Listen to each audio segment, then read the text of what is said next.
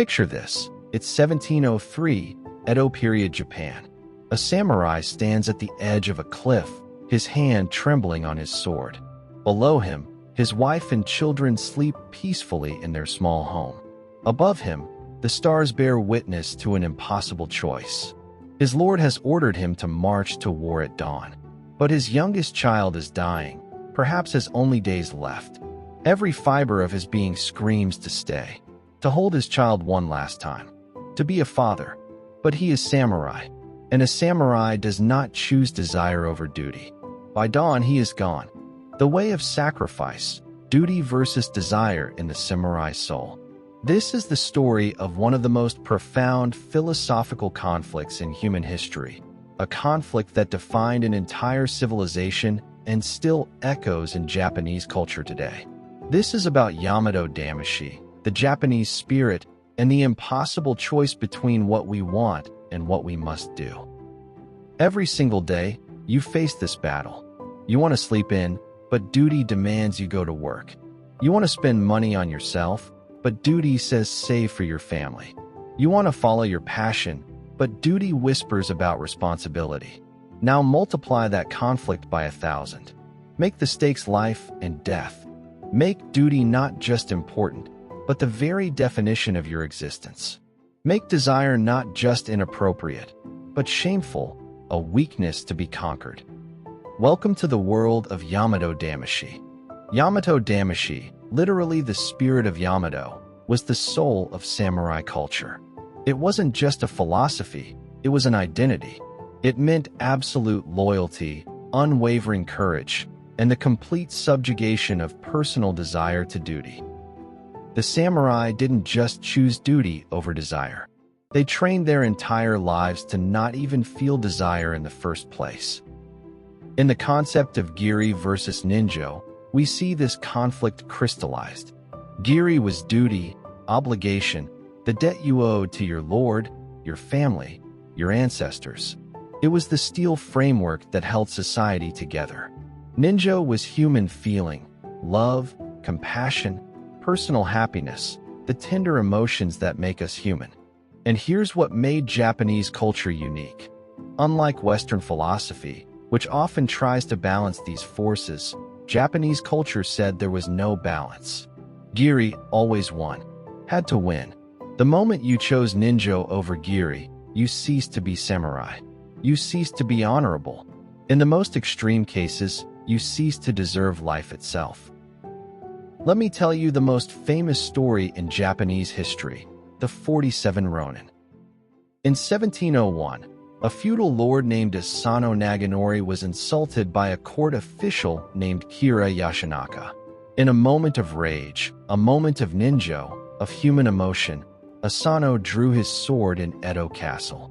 This was forbidden. For this breach of protocol, he was ordered to commit seppuku, a ritual suicide. When Asano died, his samurai became Ronin, masterless warriors, men without purpose.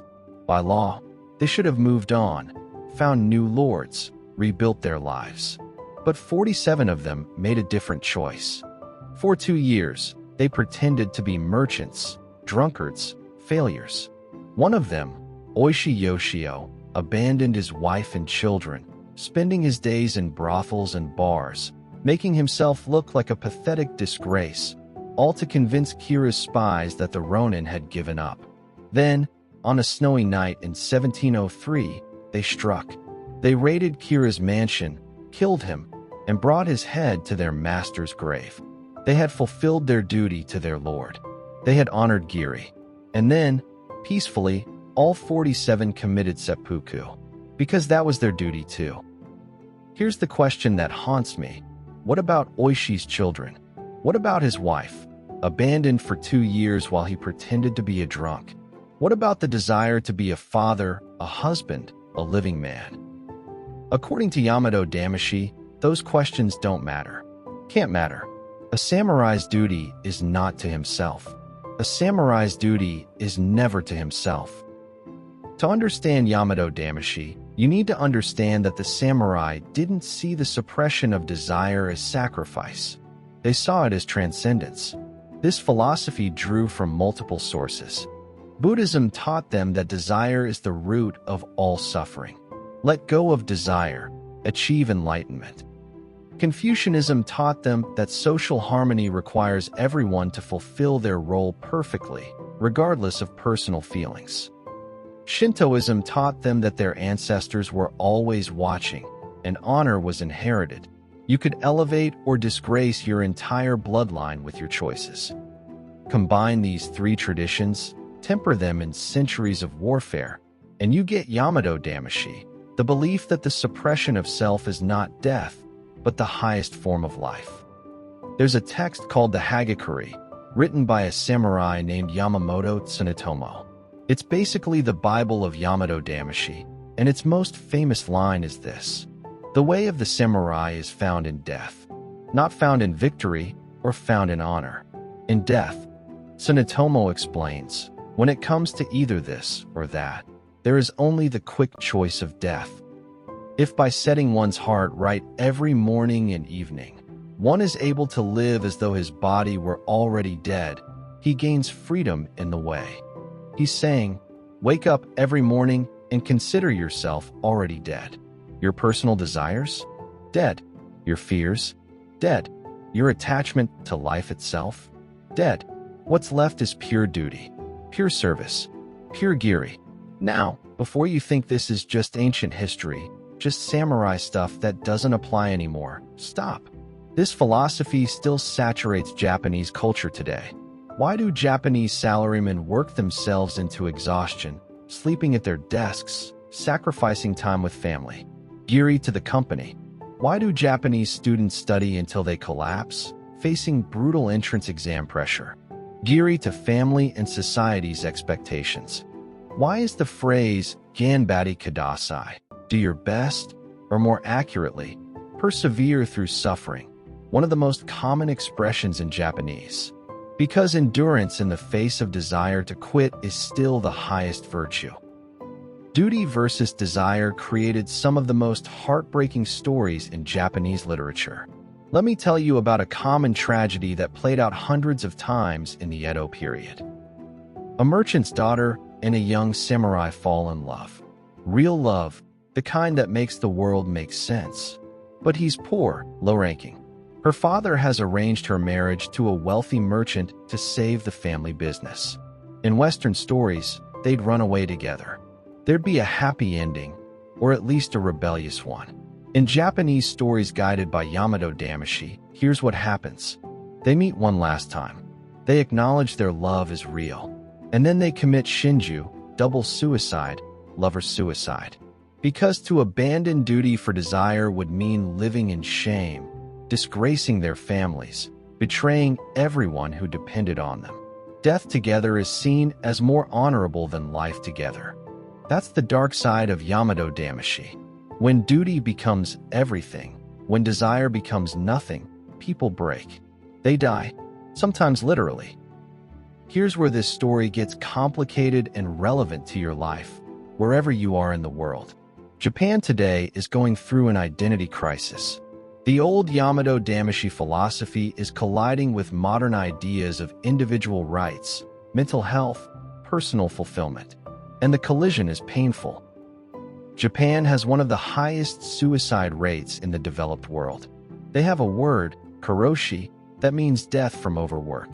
Young people are increasingly choosing to opt out entirely, the hikikomori phenomenon, where people withdraw from society completely. The same philosophy that created discipline, loyalty, and social harmony also created impossible pressure, suppressed individuality, and a mental health crisis. But the younger generation is pushing back. They're asking the forbidden question, what if desire isn't shameful? What if I matter too? This isn't rejection of duty, it's a search for balance, for the possibility that both duty and desire could coexist. Now let's flip the mirror, because we in the West have our own dysfunction. Where Japan overemphasized duty, Western culture overemphasizes desire. Follow your passion. You do you. Leave your truth. Choose yourself. Sounds liberating, and it can be. But here's what we've lost. Without duty, we have no endurance. When things get hard, we quit. Without duty, we have no loyalty. Relationships become transactional. Without duty, we have no shared sacrifice. Everyone is pursuing individual happiness, and society fractures. We've swung to the opposite extreme of the samurai, and we're suffering in opposite ways. Not from too much pressure, but from too little meaning. Not from suppressed individuality, but from toxic individualism. So here's the question that matters. Is there a middle path? Can we honor duty without being destroyed by it? Can we pursue desire without becoming selfish? Can we find the balance that neither the samurai nor modern culture has achieved? I think the answer is yes, but it requires wisdom from both sides. From Yamato Damashii, we should learn that duty gives life meaning deeper than pleasure, that sacrifice for others creates connection, that discipline is the foundation of achievement, that some things are worth more than our comfort. From modern individualism, we should learn that you cannot pour from an empty cup, that mental health matters, burnout is real, your feelings have validity, and sustainability requires self-care. The synthesis might look like this. Choose your duties consciously. The samurai had no choice. They were born into their obligations. You are not. Choose commitments that align with your values. Then, having chosen them, honor them the way a samurai would. Set boundaries within duty. You can be devoted to your work without working yourself to death. You can be loyal to family without losing yourself completely. Duty doesn't mean martyrdom. Let desire inform your duties. Instead of suppressing all personal wants, use them to guide which duties you take on. Find the overlap between what the world needs and what makes you come alive. Practice strategic selfishness. Take care of yourself not despite your duties, but for them. You'll serve better when you're not depleted. Let's go back to that samurai at the cliff, the one I told you about at the beginning. His child is dying. His lord calls him to war. In the traditional story, he leaves. He chooses duty. His child dies without him. He carries that wound for the rest of his life, but he carries it with honor. But here's a different ending, a modern ending. He goes to his lord. He explains the situation. He requests permission to stay for 3 days, to be with his child at the end. He offers to commit seppuku afterward if the Lord deems it necessary. But he makes his request clearly and with courage. Maybe the Lord says no. Maybe he says yes. But the samurai has honored both Giri and Ninjō. He's acknowledged his duty, but also asserted the value of his human love. That's not weakness. That's evolution. Now, your turn. Where in your life are you carrying duty that's crushing you? Where have you taken on obligations that weren't truly yours, just because you felt you should? And where in your life are you using following your desire as an excuse to abandon commitments that actually matter?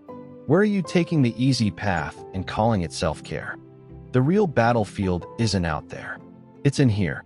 It's in these daily choices between what's easy and what's right, between what we want and what we've committed to.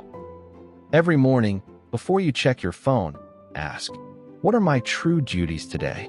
Which of these serves something larger than myself? What can I do today that my future self will thank me for? Every evening, before you sleep, reflect. Did I honor my commitments? Did I sacrifice when it mattered? Did I also honor my own needs?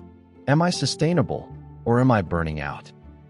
The cherry blossom was the symbol of the samurai. You know why? Because it blooms brilliantly for just a few days, then falls. Beauty and death together. Perfection and impermanence. The samurai understood something we're still learning. Life is short. Every day is a choice between who you want to be and who circumstances push you to be. Yamato Damashii took it too far. They erased the self completely. Modern culture swings too far the other way. All self, no sacrifice. But you get to walk the middle path. Honor your duties. They give your life structure and meaning. Honor your desires. They give your life color and joy. And when they conflict, when duty and desire stand opposed, and you must choose, choose consciously. Choose with both strength and compassion. Choose knowing that this moment, this choice, is how you become who you are. The samurai would tell you, be willing to die for your duty. I'm telling you, be willing to live for it. Fully, completely, but also sustainably. That's not the old way. That's not the new way. That's the wise way. The path is yours. Walk it with honor. Walk it with humanity. Walk it like your ancestors are watching, because through the choices you make, they are. This was the way of sacrifice, duty versus desire in the samurai soul. Thank you for walking this path with me. Please like and subscribe to the channel for more contents like this.